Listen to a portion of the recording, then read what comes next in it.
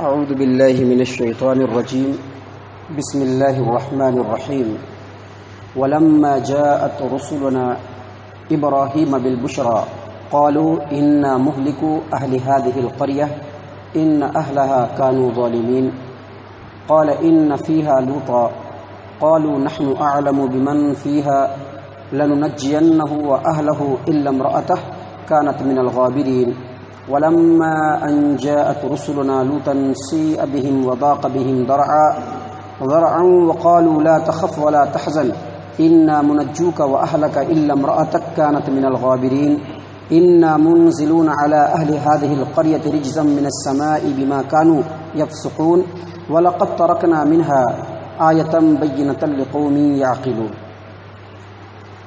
محترم سامعین کرام، سورہ عنکبوت آپ کے سامنے تلاوت کی جا رہی ہے. اس کا ترجمہ اور تفسیر آپ کی خدمت میں پیش کیا جا رہا ہے. ابھی اسی صورت سے آپ کے سامنے آیت نمبر 31 سے لے کر کے آیت نمبر 35 تک 5 آیتیں تلاوت کی گئی ہیں.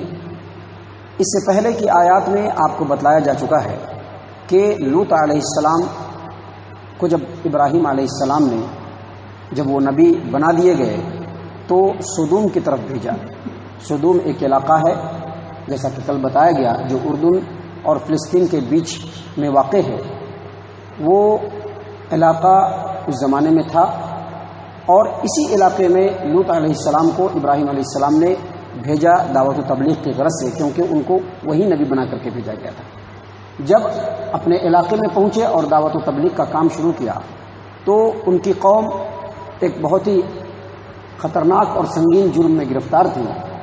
انہوں نے اپنی قوم کو بہت زیادہ سمجھایا بجھایا، ہر طریقے سے ان کو راہ راست پر لانے کی کوشش کی، لیکن ان کی قوم کے لوگ اپنی بے راہ روی سے باز نہیں آئے، بلکہ الٹا لوط علیہ السلام کو ہی دھمکی دی، اپنے علاقے سے نکال دینے کی دھمکی دی اور ہر طرح سے ان کا بائیکاٹ کیا. تو لوط علیہ السلام نے اپنے رب سے دعا کی، قال رب انصرنی علی القوم المفسدین، اے ہمارے رب اس فسادی قوم کے اوپر میری مدد فرما. پوری طرح سے نا امید ہو جانے کے بعد اللہ تبارک و تعالیٰ کے حضور میں دعا کیا کہ جیسے بھی تو مناسب سمجھ اس قوم سے اللہ تو مجھ کو نجات دے اور اس قوم کے مقابلے میں اے اللہ تو میری مدد فرما. تو اللہ تبارک و تعالیٰ نے ان کی دعا کو قبول فرمایا اور فرشتوں کو انسانی شکل میں بھیجا، لیکن 2 کام سے بھیجا. پہلا کام ابراہیم علیہ السلام کے پاس جانا ہے اور وہاں جا کر کے ان کو اولاد کی خوشخبری دینی. فرشتے آئے، ابراہیم علیہ السلام کے پاس پہنچے اور ان کے اولاد کی خوشخبری دی. یہاں پر اسی واقعے کو اللہ تبارک و تعالیٰ نے بیان فرمایا ہے. کہا ولما جاءت رسولنا ابراہیم بالبشرا، اس وقت کو یاد کرو جب ہمارے فرشتے ابراہیم کے پاس خوشخبری سنانے کے لیے آئے. یہ واقعہ یہاں پر بہت مختصر ہے، لیکن قرآن کریم کے اندر دوسری جگہوں پر ذرا تفصیل سے اس واقعے کو بیان کیا گیا ہے. خاص طور سے سورۃ الزاریات کے اندر آیت نمبر 24 سے لے کر کے آیت نمبر 37 تک اس واقعے کو خصوصاً ابراہیم علیہ السلام کے تعلق سے تھوڑا تفصیل سے بیان کیا ہے کہ وہ جب فرشتے آئے تو ابراہیم علیہ السلام نے ان کو انسانی شکل میں دیکھا، اجنبی سمجھا اور اجنبی سمجھنے کے باوجود اپنے گھر کے پاس ان کو بٹھایا، آرام سے بٹھا کر کے فوراً چپ چاپ گھر میں گئے، بکرا بھون کر کے لے آئے اور دعوت جو ضیافت کا جو کام ہوتا ہے، مہمانوں کی جو مہمان نوازی ہوتی ہے، کرتے ہوئے انہوں نے بکرے کے پلیٹ کو آگے بڑھا دیا کہ اب کھائیے اس میں سے. اور ابراہیم علیہ السلام کی مہمان نوازی سب سے زیادہ مشہور ہے پوری اس دنیا کے اندر، اور مہمان نوازی کی شروعات بھی انہی سے ہے. ایک اجنبی آدمی کو دیکھا، فوراً اپنے گھر پہ بٹھایا، بکرا بھون کر کے لے آئے، آگے بڑھا دیا. فرشتے چونکہ فرشتے ہوتے ہیں ان کو کھانے کی حاجت نہیں ہوتی ہے، دیکھا کھانا رکھا ہوا لیکن ہاتھ کو آگے نہیں بڑھایا. ابراہیم علیہ السلام خوف زدہ ہو گئے، آخر یہ کون آدمی ہے، ان کو بٹھایا ہے، اپنا تعارف بھی نہیں کرایا ہے اور کھانے کے لیے دے رہے ہیں تو کھا بھی نہیں رہے، آخر کیا مسئلہ ہے. تو ابراہیم علیہ السلام کو انہوں نے سمجھایا کہ آپ ڈریے مت، ہم آپ کے رب کی طرف سے فرشتے ہیں، ہم کو اس کی ضرورت نہیں ہے، ہم آپ کے پاس خوشخبری سنانے کے لیے آئے ہیں کہ آپ کو عنقریب اللہ تبارک و تعالیٰ ایک بہترین اولاد سے نوازے گا. جب یہ بات ہو گئی اور پوری بات کمپلیٹ ہو گئی تب ابراہیم علیہ السلام نے پوچھا کہ آپ کے آنے کا مقصد کیا ہے. تو کہا کہ جو سامنے بستی نظر آ رہی ہے نا، اس بستی کے لوگ بہت ہی زیادہ فسادی ہیں انہوں نے بہت زیادہ اللہ تبارک و تعالیٰ کی نافرمانی کی ہے، بس اس بستی کو یہاں پر سے اس کو تباہ و برباد کرنا ہے۔ اسی بات کو اللہ تبارک و تعالیٰ نے اس آیت کریمہ کے اندر فرمایا، وَلَمَّا جَاءَتْ رُسُولُنَا إِبْرَاهِيمَ بِالْبُشْرَىٰ، جب ہمارے فرشتے ابراہیم کے پاس خوشخبری سنانے کے لیے آئے تو فرشتوں نے کہا، اِنَّا مُهْلِكُو أَهْلِ هَٰذِهِ الْقَرْيَةِ، ان بستی والوں کو، جو سدوم بستی والے ہیں، اشارہ کر کے کہا کہ جو سامنے بستی نظر آ رہی ہے اس کو ہلاک و برباد کرنا ہے، اِنَّ أَهْلَهَا كَانُوا ظَالِمِينَ، کیونکہ یہ بستی والے انتہائی ظالم ہیں، اللہ تبارک و تعالیٰ کے بڑے نافرمان ہیں۔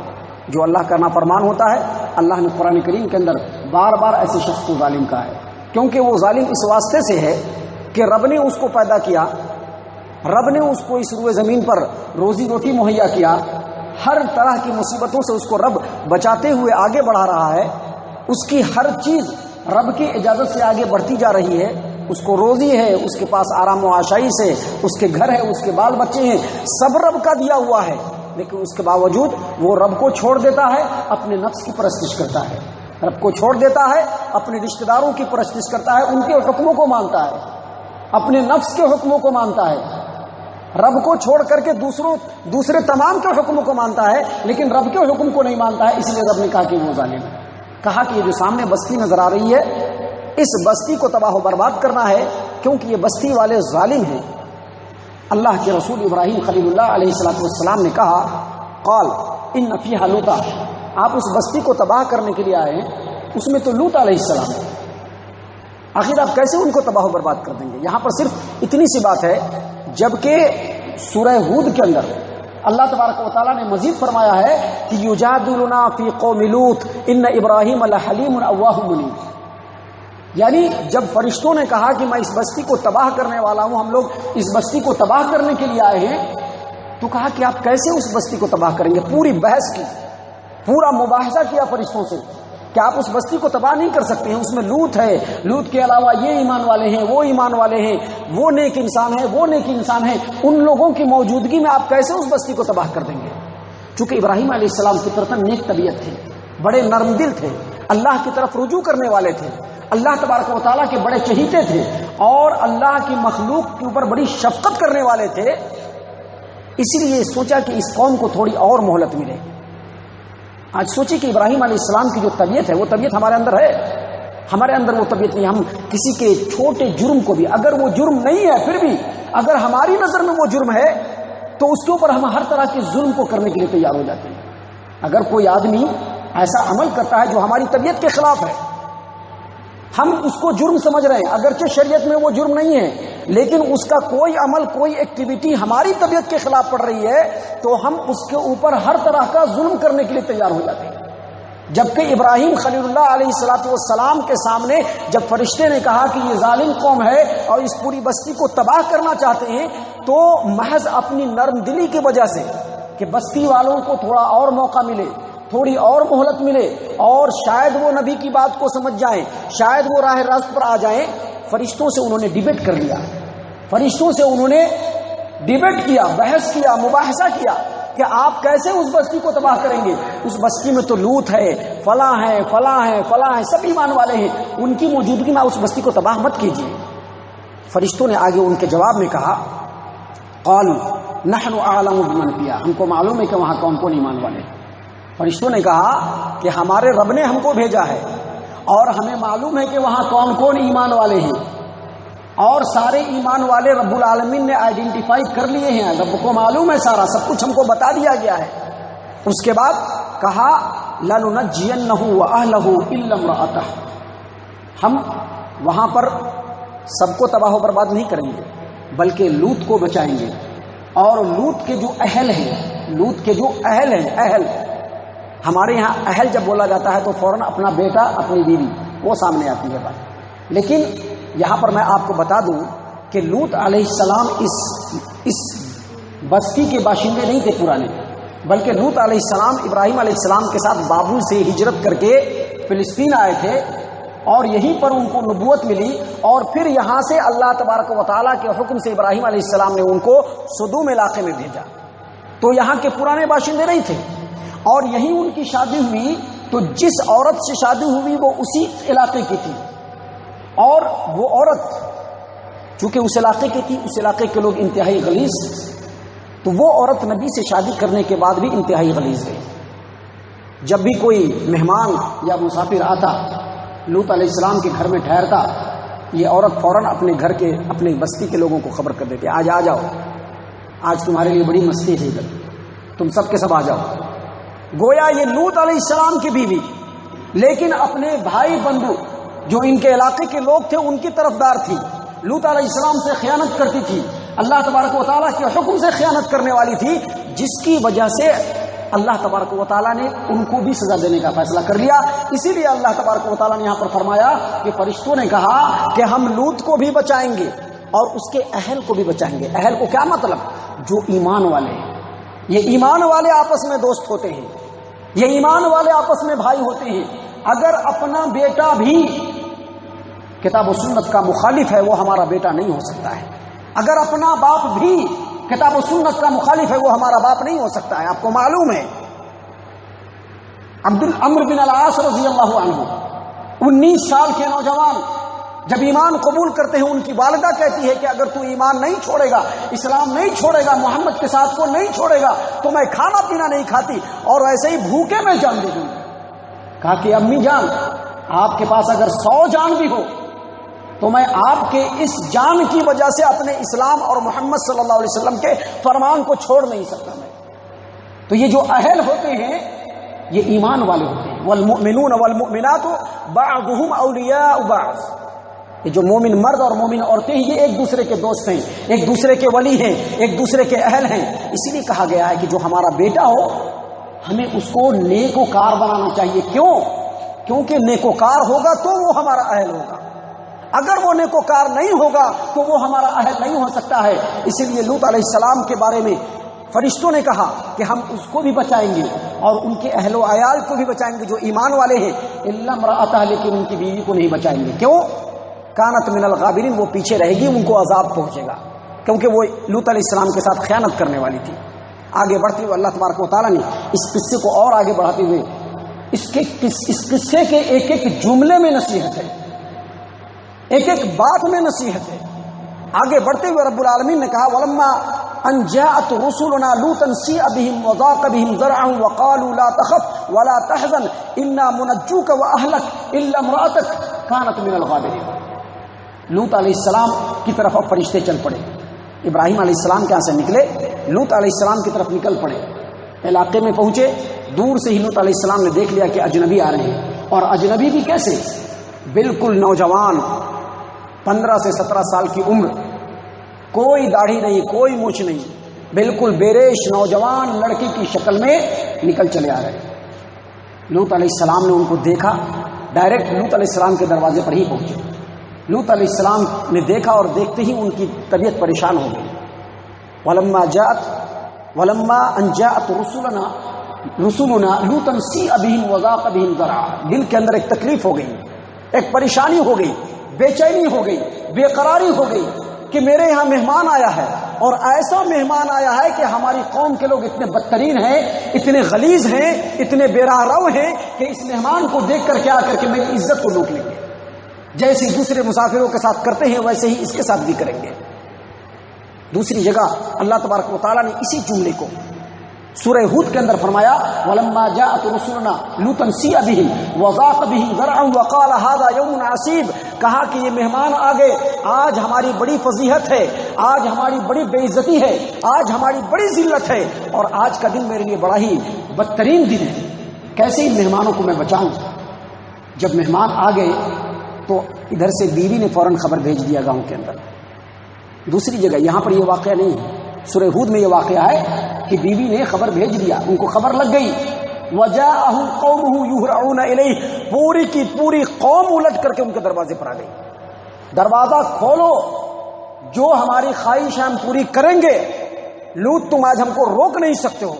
وَجَاءَهُ قَوْمُهُ يُهْرَعُونَ إِلَيْهِ. دوڑتے ہوئے پورا ہجوم کر دیا ان کے دروازے پر. لوط علیہ السلام باہر نکلے، دروازے کو باہر سے بند کر دیا. کہا کہ دیکھو میری بیٹی ہے، ہؤلاء بناتیہن اطہر لکم فاتقوا اللہ ولا تخزونی فی ضیفی الیس منکم رجل رشید. کہا کہ یہ میری بیٹیاں ہیں، اس کو لے لو، یہ تمہارے لیے پاک ہے، پاکیزہ ہے، تم کیا مردوں کے پیچھے پڑے ہوئے ہو، لڑکوں کے پیچھے پڑے ہوئے ہو؟ میری بیٹیوں کو لے لو، یہ تمہارے لیے بہتر ہے۔ واتقوا اللہ، اللہ سے ڈرو۔ ولا تخزونی فی ضیفی، مہمانوں کے درمیان مجھ کو رسوا مت کرو۔ کیا تم رتی بھی بات سمجھنے والے نہیں ہو؟ کہا کہ نہیں، مانیں گے ہی نہیں۔ پھر اندر آئے اور فرشتوں سے کہا کہ ایسا ایسا معاملہ ہے۔ فرشتوں نے کہا کہ آپ گھبرائیے مت۔ کہا فرشتوں نے انا منجو کا، فرمایا لا تخف ولا تحزن، تم بالکل خوف نہ کرو، تم بالکل غم نہ کرو، کیونکہ ہم فرشتے ہیں، ہم فرشتے ہیں۔ قرآن کریم کے اندر دوسری جگہ اللہ تبارک و تعالیٰ نے فرمایا، ان فرشتوں نے کہا یا لوط انا رسول ربک لن يصلوا الیک فاسر باہلک بقطع من اللیل ولا یلتفت منکم احد۔ اے لوط تم گھبراؤ مت، تم بالکل مت پریشان ہو، ہم رب کے فرشتے ہیں، اس گمراہ اور اس ظالم قوم کو سزا دینے کے لیے آئے ہیں۔ تمہارا کام بس یہ ہے کہ آج رات میں تم رات کے بالکل ابتدائی حصے میں جو تمہارے ایمان والے بھائی ہیں ان سب کو لے لو اور سب کو لے کر کے یہاں سے اس بستی سے نکل جاؤ، کیونکہ بالکل صبح، جب صبح کی پاؤں پھٹنے میں تھوڑی دیر ہوگی، ان پوری قوم کے اوپر عذاب آنے والا ہے۔ اور یاد رکھو، اپنی قوم کو لے کر کے تم اس طرح سے چلو گے تو کہ تمہاری قوم آگے آگے ہوگی اور تم پیچھے ہوگے۔ جس طرح سے چرواہا اپنے پورے جانور کو سامنے رکھتا ہے اور پیچھے سے اس کو ہکاتے ہوئے لے جاتا ہے، ویسے ہی پوری قوم کو تم کو ہکاتے ہوئے لے جانا ہے۔ اور یاد رکھو، تمہارے اور تمہاری قوم میں سے کوئی بھی پیچھے پلٹ کر کے نہیں دیکھے، کیونکہ پیچھے پلٹ کر کے دیکھے گا تو ممکن ہے کہ جو عذاب اس قوم پر آ رہی ہے تم میں سے کسی پر بھی آ جائے۔ اللہ تبارک و تعالیٰ کا پورا حکم ہو گیا، رات میں نکل گئے۔ اسی بات کو اللہ تبارک و تعالیٰ نے یہاں پر بیان فرمایا کہ انا منجوک واہلک الا امرأتک کانت من الغابرین۔ اے لوط، ہم اللہ کے فرشتے ہیں، ہم تم کو اور تمہارے اہل و عیال کو بچائیں گے، لیکن تمہاری بیوی کو نہیں بچائیں گے کیونکہ وہ پیچھے رہے گی۔ انہ مصیبها ما اصابہم، دوسری جگہ فرمایا کہ اس کو بھی وہی عذاب پہنچے گا جو گاؤں والوں کو عذاب پہنچے گا، جو عذاب گاؤں والوں کو پہنچے گا وہی اس کو بھی پہنچے گا۔ اور پھر فرمایا کہ انا منزلوا علی اہل هذه القرية رجزا من السماء بما كانوا يفسقون، آسمان سے ہم لوگ اس قوم کے لیے عذاب برسانے والے ہیں، آسمان سے اس فاسق و فاجر قوم کے لیے ہم عذاب برسانے والے ہیں۔ نتیجہ وہی ہوا۔ اللہ تبارک و تعالیٰ نے قرآن کریم کے اندر دوسری جگہ فرمایا ہے فجعلنا عالیہا سافلہا وامطرنا علیہا حجارۃ من سجیل منضود۔ اللہ فرماتے ہیں کہ لوط علیہ السلام کو جو عذاب ملا ویسا عذاب کسی قوم کو نہیں ملا۔ ہوا کیا؟ جو اس کی بستی تھی، اس پوری بستی کو، اس کی پوری زمین کو رب نے کٹوا دیا اور بستی کو نیچے سے اٹھا کر کے اوپر لے جا کر کے بستی کو پلٹ کر کے اور سیدھے زمین کے اندر، وہیں سے زمین کے اندر پھینکا گیا کہ پوری زمین کے اندر وہ پوری بستی دس گئی۔ نیچے کا جو طبقہ تھا وہ اوپر ہو گیا اور اوپر کے تمام لوگ نیچے جا کر کے اس میں دفن ہو گئے، اور پھر اوپر سے رب نے پتھر کی بارش کی۔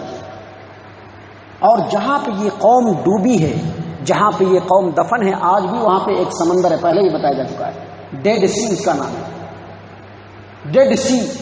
اللہ نے فرمایا کہ وَلَقَدْ تَرَكْنَا مِنْهَا آيَةً بَيِّنَةً لِقَوْمٍ يَعْقِلُونَ، آج بھی اس کی نشانی موجود ہے۔ اور جس زمانے میں اس قرآن کریم کا نزول ہو رہا تھا، مکے کے اندر مکہ والوں کی تجارت کا وہ رستہ تھا، ملک شام جب وہ جاتے تھے تو اسی رستے سے جاتے تھے۔ اللہ فرما رہا ہے کہ جاؤ دیکھو، وہ بھی ایک قوم تھی جس نے نبی کی مخالفت کی اور ان کا وہ انجام ہوا، اتنا بھیانک انجام۔ مکہ والوں وقت ہے، سدھر جاؤ، اگر نہیں سدھرو گے تو تمہارا بھی انجام ہو سکتا ہے۔ اللہ تبارک و تعالیٰ اس واقعے سے ہم تمام کو نصیحت پکڑنے کی توفیق عنایت فرمائے۔ اللہ تبارک و تعالیٰ اللہ کے بھیجے ہوئے رسول محمد صلی اللہ علیہ وسلم اور اس پر نازل کی ہوئی کتاب قرآن کریم اور اللہ کے رسول کے فرمان کی ہم تمام کو اتباع کرنے کی توفیق عنایت فرمائے۔ اللہ تبارک و تعالیٰ ہم تمام کو صحابہ کرام کے طریقے اور اسوے پر چلنے والا بنائے۔ آمین یا رب العالمین۔ وما علینا الا البلاغ المبین۔